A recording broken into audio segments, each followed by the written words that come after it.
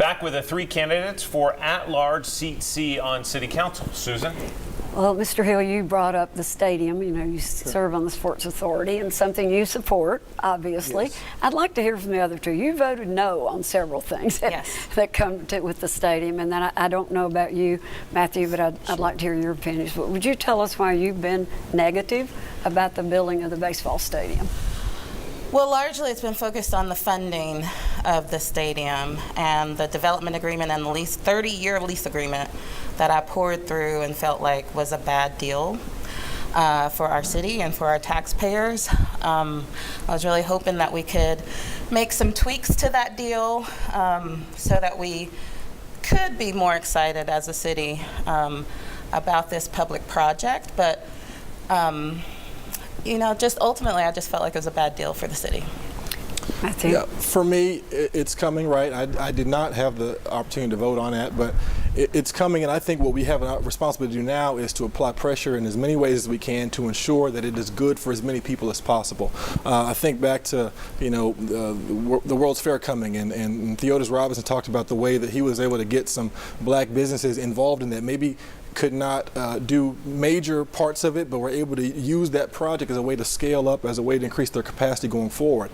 And I think that there's still an opportunity for minority and women-owned businesses here in town to get involved in the work on the stadium and to get involved in the retail space on the back end, to get involved in maintenance contracts, because there's going to be money potentially there. And if we do it well, and we get as many people a place seat at the table as possible, then I think we could look back on it and still feel proud about it. We know that there are other cities in the region that have had similar projects that have been kind of in a starting point to their kind of revitalization or to some economic development in those places. And so I would love for that to be the case here, but I don't think we can rest on our laurels. I think we have to really apply pressure and make sure that as many folks as possible are going to get a chance to benefit from the construction. Well, Tim, you mentioned that you all are obviously trying to get as much diversity as possible with the businesses, but talk about why you think it's a good deal for the city and from an economic development standpoint. This is such a beneficial opportunity. It was hard for me to imagine. So when this thing really got legs, the first thing I did was go around to other cities across America that had planted these multi-use venues in parts of their town that really struggled with disinvestment. I went to Oklahoma City. I went to Tulsa, Oklahoma. I went to Greensboro, North Carolina. I went to Greenville, South Carolina. And the common theme was this. They ridded the blight. They reversed the disinvestment in that area.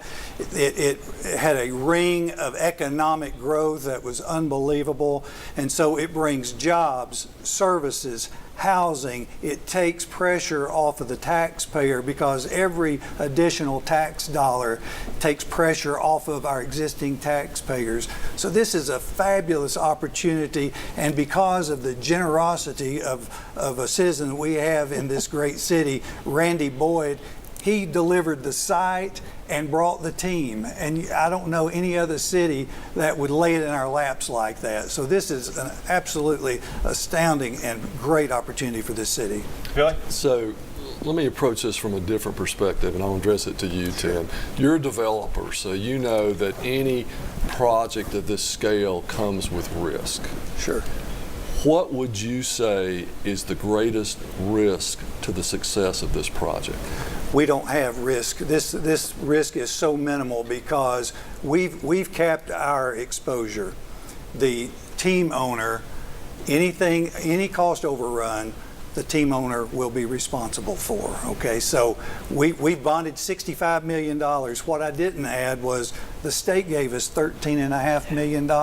We're going to get to keep about $30 million of sales tax revenues that largely would have had to have been returned to the state, so that they can disperse it in how they see fit. So, and then you've got a team owner that's paying about 3 times the average amount of any other team owner. He's paying $1 million a year. Most team owners are paying about $300,000 a year. So when you take those revenues that we're getting from other people's money, it just makes great sense. You see it differently, Councilwoman.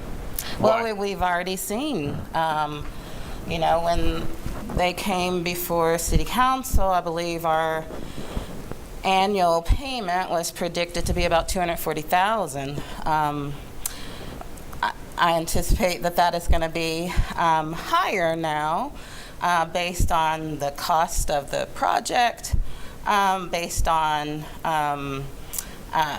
some details of the deal, but in general, you think that there is more risk than what supporters have said there is. I mean, even looking at the development agreement, if the team folds, we still have to maintain that as a sports facility. Okay. Which, if Major League Baseball says, we need to change some plans and make some new renovations in 2 years or after it's built, that's a risk. We have to put money forward to make that happen. Your take, Mr. Best. Yeah, I think there's always risk because there's also the risk of who's going to come, who's are folks contracted to come, what's the turnout going to be economically, and then there's also a risk associated with the way it affects neighbors and affects folks in the area.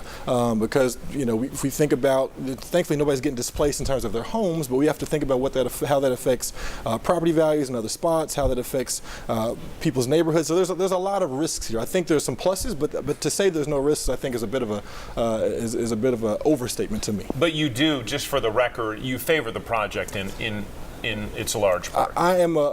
Yes. Well, I take that back. It's coming, right? It's whether I favor it or not is almost irrelevant at this point. What I think we should consider is how do we make sure that it's as good for as many people as possible. That's what I'm concerned with. How? Because it's going to be very close to where I work and where I serve and where I do things with young people. I think that could be a good thing for us in that we've got access to the stadium. We could potentially get kids jobs and things like that. That's good for me personally, but we have to ensure that it's good for as many folks as possible. Mr. Best, Mr. Hill, Ms. Parker. We've got to leave it there. I'm sorry. We could go on for sure, but we appreciate all of you and your kindness to come and join us, and we wish you best of luck on the campaign trail. Thank you all. Thank you so much. We're back with our talk around right after this.